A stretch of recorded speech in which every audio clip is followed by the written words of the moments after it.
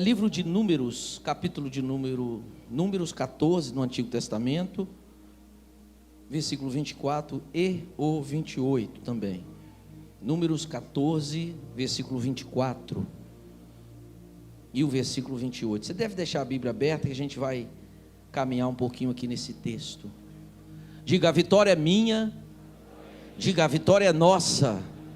Cutuca seu irmão com o cotovelo e diga: a vitória é sua, pelo sangue de Jesus. Aleluia, aleluia. O espírito de Caleb, aleluia, o espírito de Caleb, o espírito de Josué, é esse o espírito que queremos. Fala para o seu irmão: eu profetizo na sua vida o espírito de Caleb, meu irmão.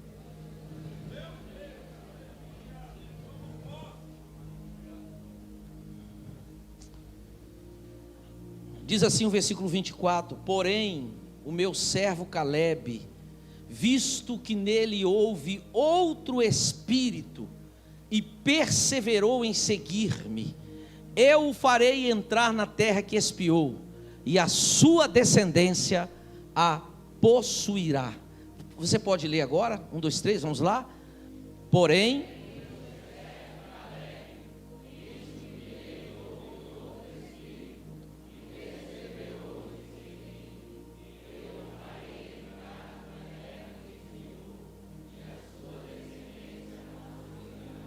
o 28 diz assim: disse-lhe, agora é o Deus Todo-Poderoso falando ainda, né? Ele disse-lhes: por minha vida, diz Adonai, que como falastes aos meus ouvidos, assim farei a vós outros. Eu vou ler mais uma vez, que diz: por minha vida, diz o Senhor, que como falastes aos meus ouvidos. Fala para o seu irmão: o que você fala, Deus escuta. Até sem palavra, Deus escuta. Porque Deus lê e vê e ouve os pensamentos. Por minha vida, diz o Senhor, como falastes aos meus ouvidos, assim farei a vós outros. Vira a Bíblia para o capítulo 13, para a página capítulo 13. Hoje de manhã nós estávamos falando que nós precisamos de homens nesse tempo que estamos vivendo, porque a nossa responsabilidade espiritual, social, é com esse tempo. Não tenho responsabilidade com o que passou, mas agora com o presente. O tempo que temos é o presente, só o presente. O que dá para fazer alguma coisa é agora, que vai refletir no futuro. Você colhe o que você plantou, e você vai colher o que você planta hoje. É assim a nossa vida. Não adianta viver com memórias. Memórias são feitas para refletir na vida, mas para viver a gente olha para frente. Os nossos alvos e projetos estão à frente. E esse tempo que estamos vivendo, um tempo diferente, um tempo desafiador, e algumas vezes até ameaçador também, onde nos sentimos às vezes ameaçados. Mas o Espírito de Deus tem trabalhado conosco muito fortemente, de que nesse tempo nós precisamos de pessoas convictas em Deus. Nós precisamos de pessoas que tenham o espírito de Caleb. Diga: espírito de Caleb. Pessoas que tenham convicção em Deus. Hoje na internet e nas mídias, nas propagandas, esses instrumentos, eles conduzem a população, conduzem as pessoas, e a gente usa o adjetivo, nesse caso pejorativo, como manada. As pessoas vão no que dizem, no que falam e tal, elas vão sendo guiadas, mas a igreja não pode ser guiada por propaganda, por programas de televisão, de qualquer coisa que seja, por astros. Não, a igreja é guiada pelo Espírito de Deus. Alguns amém ouvir. Eu vou repetir: a igreja é guiada pelo Espírito de Deus. O Espírito de Deus não está para nos enfeitar somente, embora faça isso. O Espírito de Deus está para nos guiar, nos auxiliar, nos abençoar. Quando Jesus foi, os discípulos disseram: não vá. Jesus disse: é melhor eu ir. É muito melhor para você que eu vá, porque eu indo, eu vou enviar o Consolador, e Ele estará para sempre com vocês. Mas essa questão de ter o espírito de Caleb é uma decisão sua e minha. Deus não vai agredir nossa razão, nosso ser, como Satanás faz. Ele invade, ameaça e toma o homem que dá brecha. Jesus não. Jesus conversa, traz um diálogo, Jesus mostra, e ele diz: decide, meu filho. E hoje de manhã nós falamos sobre uma teologia que passa de um vento, é a moda de uns anos para cá. A questão do livre-arbítrio, entre outras. E eu estudei numa escola de base doutrinária presbiteriana. Mas de formação eu sou de berço batista. E já olhei e caminhei nas páginas da Bíblia e da teologia sobre essa questão de livre-arbítrio. E hoje há uma moda na internet contestando a questão do livre-arbítrio. E aí as pessoas que o falam, os fazem com habilidade de fala, mas falta-lhes a revelação profunda do Espírito de Deus. Porque na questão de livre-arbítrio eles dizem: sua vida já está, é bonito, até sou espiritual, sou até piedoso, dizendo: sua vida já está escrita por Deus. Em certo sentido, sim, mas na essência do que está dizendo, não. É como se a vida, como se diz aquele texto, ainda cita Eclesiastes, dizendo: querido, há tempo de nascer, há tempo de morrer, há tempo de guerra, há tempo de paz, há tempo de chorar, há tempo de sorrir, há tempo de plantar, há tempo de colher, há tempo de chuva, há tempo de calor, e há tempo. Então, há tempo já determinado. Não, filho, esse texto está falando das estações da vida, dos ciclos da vida, não está dizendo nada que está tudo escrito. Você, Josué, você, Caleb, escreve a sua história. Desde o início foi assim. Deus olhou para Adão e disse: todas as árvores você pode comer, menos essa. Mas se você quiser, coma, e arque com as consequências. Você sabe a história. Se você caminhar na Bíblia inteira, você vai chegar no livro em todos os livros, Deuteronômio 28, ele faz uma lista, um banner, um outdoor, escreve lá as bênçãos, e muitas bênçãos, e no outro outdoor, ele escreve um monte de maldição. Ele diz: aqui tem maldição, aqui tem bênção, escolhe a bênção para viver, mas também você tem direito de escolher a maldição. Escolhe você, o que você quiser, e assim você vai caminhando. E quando chega na Bíblia, no Sermão do Monte, eu anotei, no Sermão do Monte, Jesus falando, Jesus sempre dando a escolha a nós, ou seja, você decide, você escolhe, é com você. É como se Deus estivesse falando: eu não fiz robô, eu não fiz máquina, entende? O fato de Deus saber o seu final, não quer dizer que Ele te predestinou, não quer dizer que Ele escreveu o seu futuro. Olha o que eu estou dizendo, tudo que eu estou falando. Mas quando chega aqui no livro de Mateus, no sermão da montanha, das bem-aventuranças, como você quiser falar, esse sermão, Jesus vai pregando, ele vai pregando, trazendo ensinamentos, e ele começa a dizer: há duas portas, uma larga e uma estreita, escolhe qual que você quer. Há dois caminhos, há dois destinos, há duas árvores, há dois tipos de fruto, há dois grupos de pessoas, há dois construtores, um constrói a casa na areia, outro na rocha. Jesus vai falando, ele vai mostrando o que existe, as opções, e nunca ele diz: faz isso. Ele diz: é melhor fazer isso, eu quero que você faça isso, mas você decide o que vai fazer. Eu vou respeitar a sua decisão.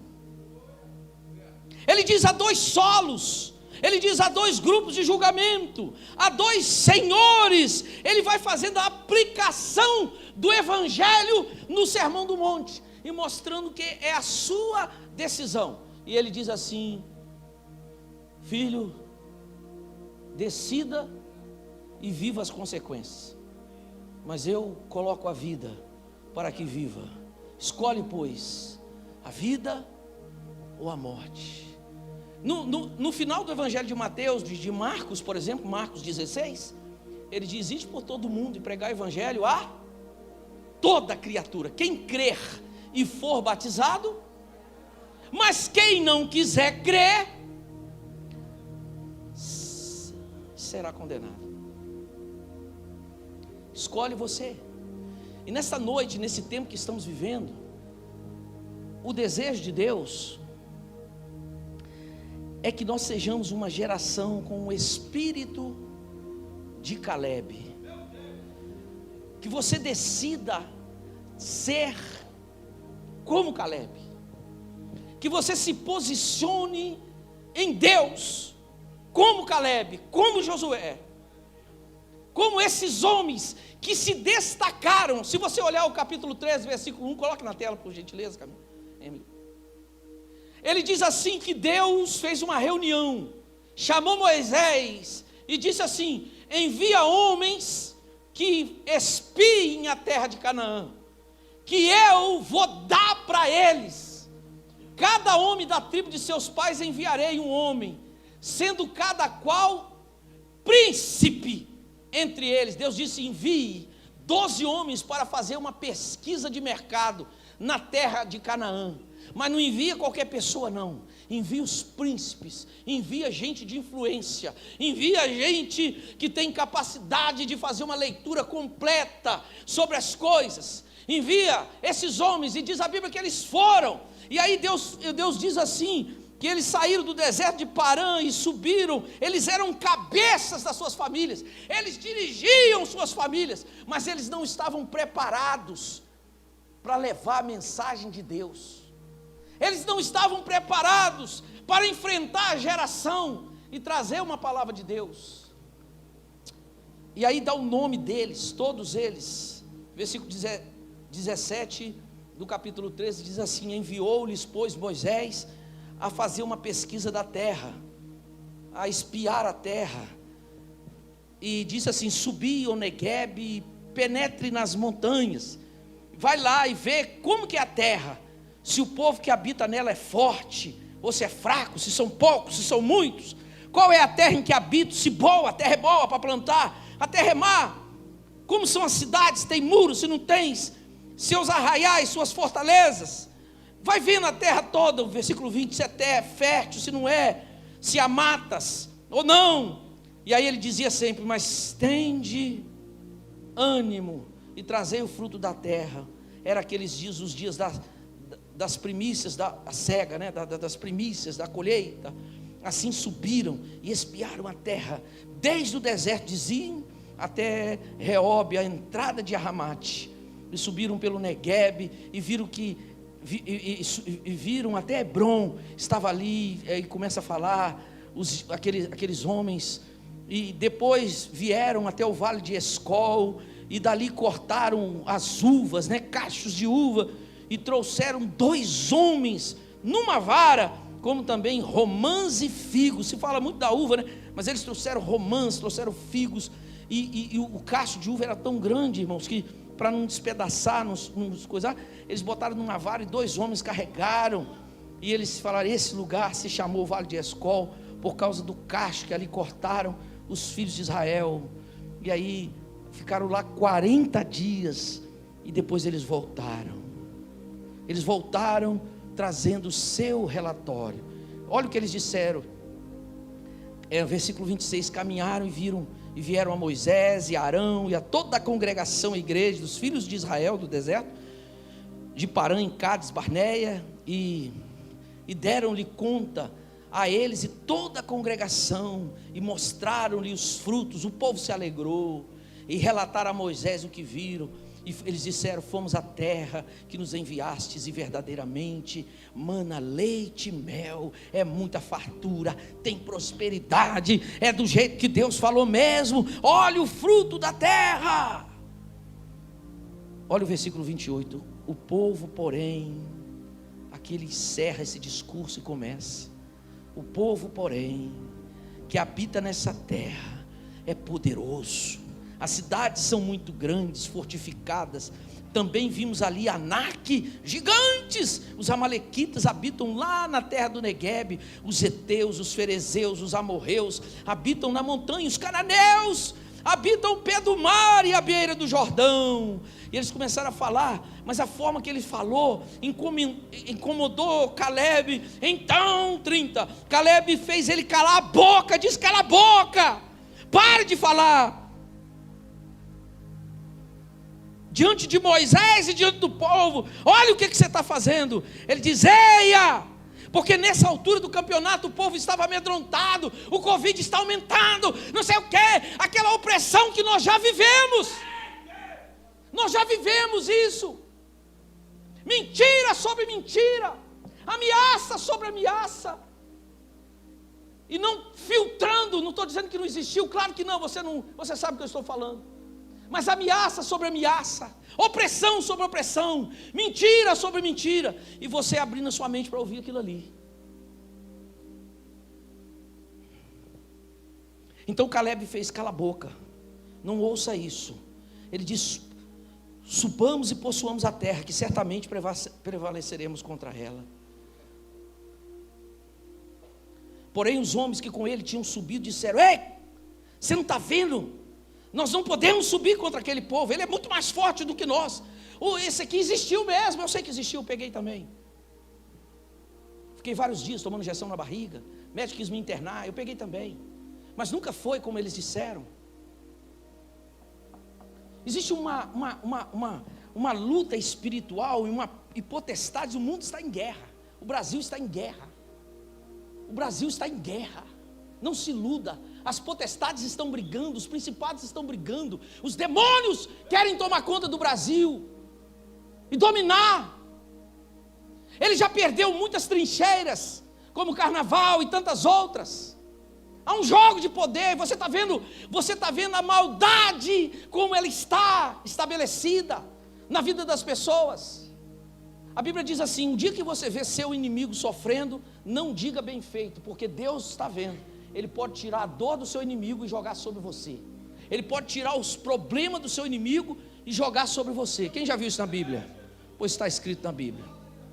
Depois você me pergunta o endereço, que agora eu não me lembro. Nunca diga bem feito, lá, mereceu, bem feito, nem com a pior pessoa. Porque Deus está vendo todas as coisas. Você tem que falar assim: eu tenho misericórdia dele. Tenha misericórdia dele. Agora, se Deus vai ter, se está tratando, isso aí é um problema de Deus. Aí um jogador se machuca, um grupo de pessoas fala: bem feito, bem feito, bem feito, porque ele escolheu A e não escolheu B. Eu mesmo falei com o irmão aqui, falei: irmão, vote em quem você quiser, porque o voto é livre, vote quem você quiser, segundo a sua consciência. Agora saiba de uma coisa: a aliança, que não deixe isso atrapalhar nosso relacionamento, porque a aliança que temos em Cristo Jesus é maior do que uma aliança familiar. É uma aliança muito mais forte. A igreja precisa entender e se posicionar como servo de Deus. Então, olha o texto. Eles disseram: eles são mais fortes que nós.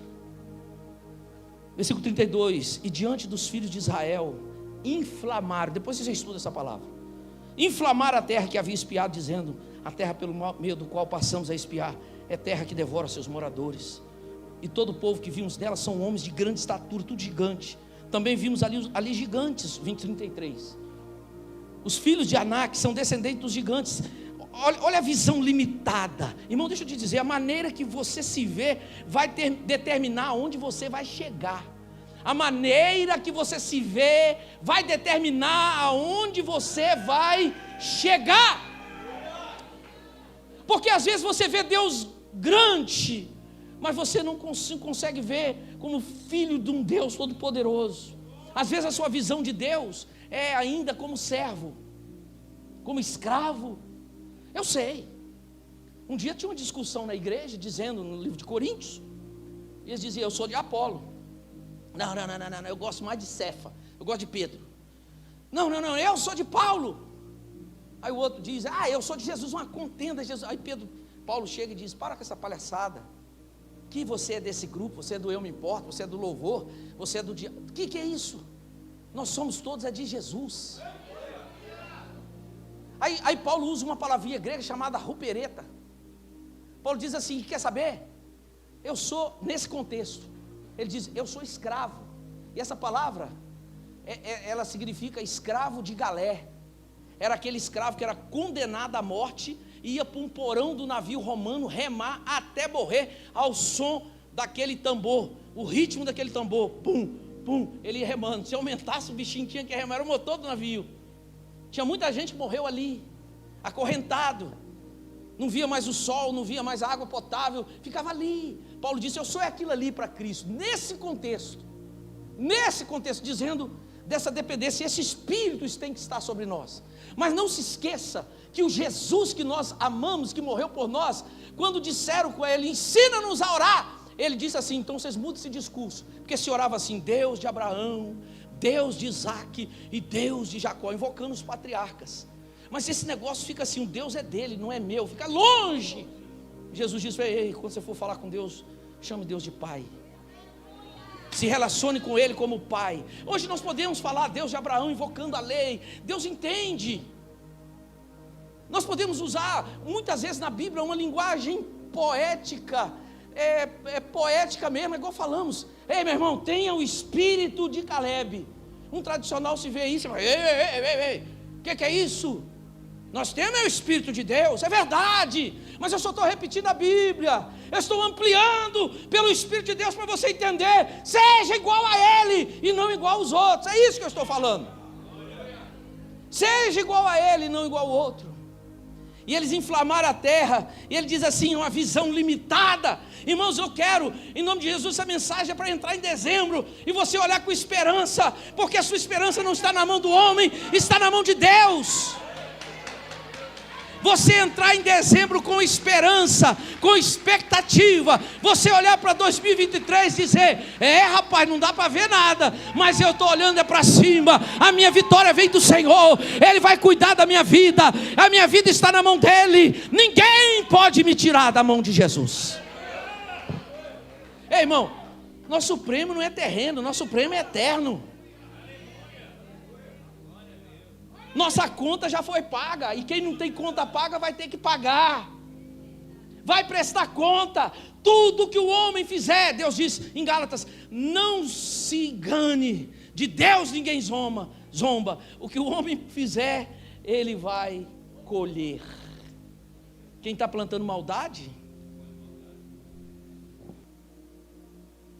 Deus estabeleceu limites, irmãos, na sua palavra.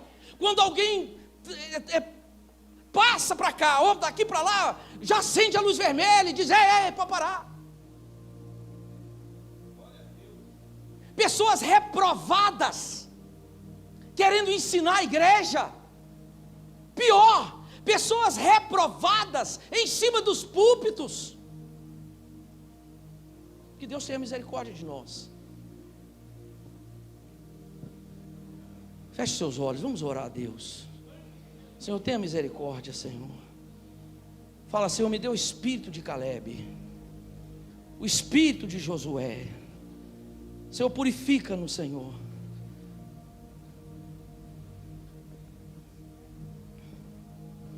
Ore ao Senhor, levante a sua voz.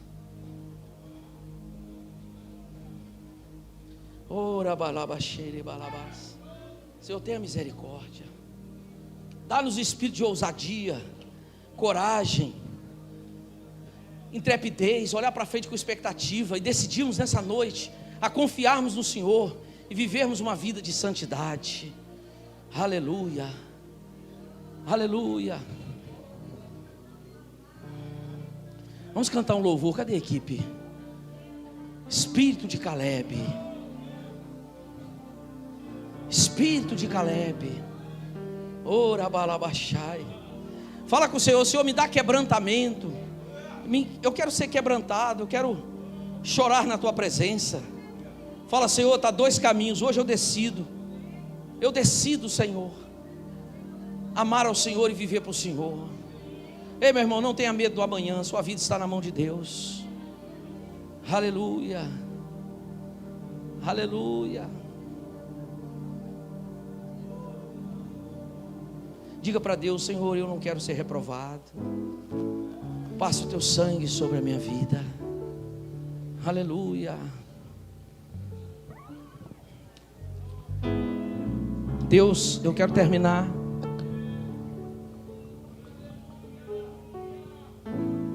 dizendo que o próprio Deus disse. Deus olhou para Caleb e disse: sobre ele tem um espírito de confiança, sobre ele tem um espírito de ousadia, sobre ele tem um espírito de temor, e por causa disso eu vou honrá-lo. Que Deus traga esse espírito para nós, irmãos, o espírito de servo, o espírito de amor, o espírito de misericórdia, mas também o espírito de ousadia, para nós pregarmos o evangelho a tempo, aproveitarmos todas as oportunidades e não temermos, porque Deus tem cuidado e vai continuar cuidando de nós.